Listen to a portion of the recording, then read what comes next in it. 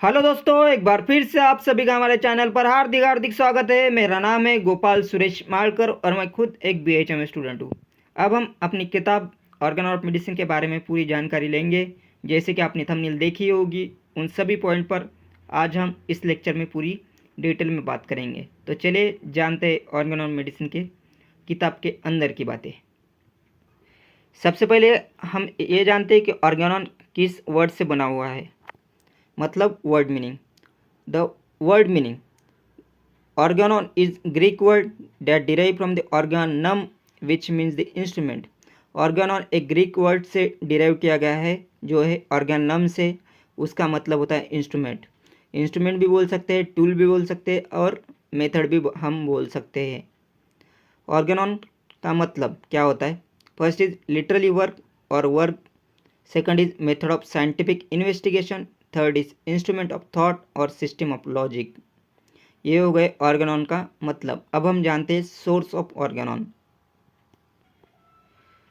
Source, the word Organon first use by the great Greek philosopher that is Aristotle.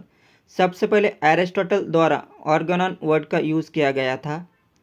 Second, he various criticise on logic where sum up under the common title Organon. Aristotle ने उनके सभी ग्रंथ को उन्होंने Organon के under में समा लिया था। Lord Francis Bacon wrote a book on logic in Latin named Novum Organum, which means the new organon, which is the second volume of his Instato Ratio Magna। Lord Francis Bacon ने Novum ऑर्गेनम नाम की किताब लिखी थी। उसका मतलब होता है न्यू ऑर्गेनम, जो second volume of instauratio magna का एक पार्ट था और मतलब उसका एक कलेक्शन था। This two scientist must have been influenced Hahnemann to name his book as Organon। Two scientist मतलब एरिस्टोटल और लॉर्ड फ्रांसिस बेकन ने डॉक्टर सैमुअल हैनेमन सर को इन्फ्लुएंस किया कि उनकी किताब का नाम वो ऑर्गेनॉन रखे। जानते हैं definition. Organ of medicine is a book written by the doctor Samuel Hahnemann, ये सब हम जानते ही है। Which containing the cardinal principle of homeopathy, वो हम पढ़ चुके हैं। Along with the critical analysis of different mode of prevalent during his time. ये हो गई ऑर्गन ऑफ मेडिसिन की डेफिनेशन। एम एंड ऑब्जेक्ट के बारे में जानते हैं। The aim and object of Hahnemann for writing the organ of medicine was to present the medical profession to the doctor in merit and practical instrumentation for the practice of homeopathy in the logical and elaborate way। Doctor Hahnemann sir ने organ of medicine की किताब medical profession के वास्ते लिखी थी, जो doctor को homeopathy में जो प्रैक्टिस करनी चाहिए और पेशेंट को किस तरह ट्रीट करनी चाहिए उसके बारे में डॉक्टर सैमुअल हैनीमन सर ने ऑर्गन ऑफ मेडिसिन की किताब में पूरी डिटेल में नॉलेज बताई है। हम आगे बढ़ते और ऑर्गन ऑफ मेडिसिन के सभी एडिशन के टाइटल के बारे में हम जानकारी लेते हैं। फर्स्ट एडिशन का नाम था Organon of the rational medical science. Second edition से फिफ्थ एडिशन तक Organon of the healing art उस टाइटल का नाम था। सिक्स एडिशन का नाम ऑर्गन ऑफ मेडिसिन था। अब हम आगे बढ़ते और जानते ऑर्डर और अरेंजमेंट। ऑर्गन ऑफ मेडिसिन की किताब किस तरह ऑर्डर और किस तरह अरेंजमेंट के साथ बनाई गई है। The book has been arranged in a very concise, concrete but through a accurate manner in so many aphorisms। हम सब जानते हैं डॉक्टर सैमुअल हैनीमन ने ऑर्गन ऑफ मेडिसिन की किताब वेरी कंसाइज और कंक्रीट और एक्यूरेट मैनर में लिखी गई है, जिसमें अफेरिज्म लिखे गए हैं। दो इस सेक्शन मतलब aphorism can be explain separately but they are closely related to each other expressing a chain of the thought. जो ऑफेरिज्म है वो डॉक्टर सैमुअल हैनीमन सर ने एक्सप्लेन किया है सेपरेटली पर क्लोजली रिलेटेड, मतलब एक से एक जो रिलेट करता है उसके बाद उन्होंने ऑफेरिज्म को लिख दिया था। जैसे कि हम सब जानते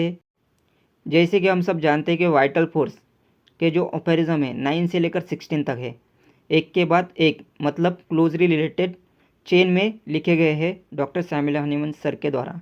आगे बढ़ते, the sum of the section मतलब aphorism are provided with the footnote which are contain the explanation of this section to some extent.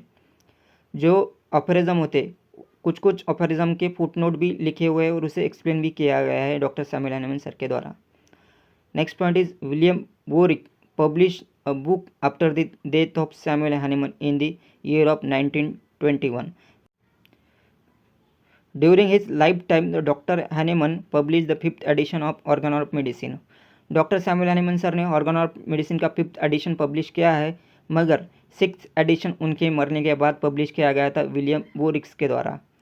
पर आपके जानकारी के लिए बता देना चाहता हूँ कि डॉक्टर सैमुअल हनीमन सर ने ही ऑर्गन ऑफ मेडिसिन की किताब लिखी है, पर पब्लिश विलियम वोरिक्स सर ने की है। Next point, the 5th edition is one of the most popular one. Next point is 6th edition was publish long after his death in the 1921। जो 6th addition है वो डॉक्टर सैमुअल हनीमन सर के बाद मरने के बाद publish किया गया था। Next point is the book publish after the death of the doctor Samuel Hahnemann, but book is written by the doctor Samuel Hahnemann, not by the William वोरिक्स, जो मैं ऑलरेडी बता चुका हूँ। डॉक्टर हनीमन सर ने organ of medicine की किताब को लिखा है, विलियम वोरिक्स सर ने नहीं। विलियम वोरिक्स सर ने सिर्फ उसे पब्लिश किया है, ये याद रखना। अब हम जानते हैं जेम्स क्राउज का ऑर्गन ऑफ मेडिसिन के किताब पर क्या काम किया गया है। Each week of Thursday and Saturday work on the book of organ of medicine. आगे बढ़ते और जानते हैं 4 epochal figure of the medicine. अब हम मेडिसिन के इपिकॉल फिगर को जानते हैं। हिपोक्रेटस जिसे हम ऑब्जर्वर कहते हैं, गैलन जिसे हम डिसेमिनेटर कहते हैं, पैरासेल्सियस जिसे हम एसिलेटर कहते हैं, और डॉक्टर हैनेमन जिसे हम एक्सपेरिमेंटर कहते हैं, क्योंकि डॉक्टर हैनेमन सर ने बहुत सारे एक्सपेरिमेंट किए थे और उन्हें प्रूव भी किए थे। अब हम कंटेंट के बारे में जानते हैं 6th एडिशन के बारे में, जो ऑर्गन ऑफ मेडिसिन का है। 291 paragraph content in this book and this paragraph are known as aphorism. Organ of medicine के 6th एडिशन में 291 पैराग्राफ लिखे हैं डॉक्टर सैमुअल हनीमन सर ने, जिसे हम ऑपेरिज्म कहते हैं। 291 ऑपेरिज्म का हम 2 पार्ट में पढ़ते हैं, एक थेरोटिकल पार्ट और एक प्रैक्टिकल पार्ट। थेरोटिकल पार्ट में ऑपेरिज्म नंबर 1 से लेकर 70 तक आता है, और प्रैक्टिकल पार्ट में हमारे पास 71 से लेकर 291 तक आता है। अब हम जानते हैं फर्स्ट ईयर का सिलेबस। हमारे फर्स्ट ईयर में टोटल 66 ऑपेरिज्म है, जिसे हम 2 पार्ट में पढ़ते हैं, एक थेरोटिकल पार्ट जिसमें हम ऑपेरिज्म नंबर 1 से लेकर 26 तक पढ़ते हैं, और प्रैक्टिकल पार्ट जिसमें हम 105 से लेकर 145 तक पढ़ते हैं। अब हम जानते हैं मटेरिया पिकांस मतलब क्या होता है। मटेरिया पिकांस पर 2015 के क्वेश्चन पेपर में एक एमसीक्यू पूछा गया था, पर अभी सीबीडीसी में इस पर क्वेश्चन नहीं पूछा जा सकता। The word materia peccans is derive from the Latin word. Materia peccans एक लैटिन वर्ड से डिराइव किया गया था। उसका मीनिंग होता है इंजीरियस और harmful material, morbific matter. Third is obnoxious matter. Fourth is offending substance. Materialistic cause of the disease, it lead to the derangement of the vital force that is disease. ये हो गई materia पिकांस के बारे में थोड़ी जानकारी, ये हमें मालूम होनी चाहिए। अब हम जानते हैं प्राइमा कॉजा मॉर्बी मतलब क्या होता है। उसमें हम जानते हैं कॉजा मॉर्बी मतलब cause of the disease, main cause of the disease मतलब कॉजा मॉर्बी।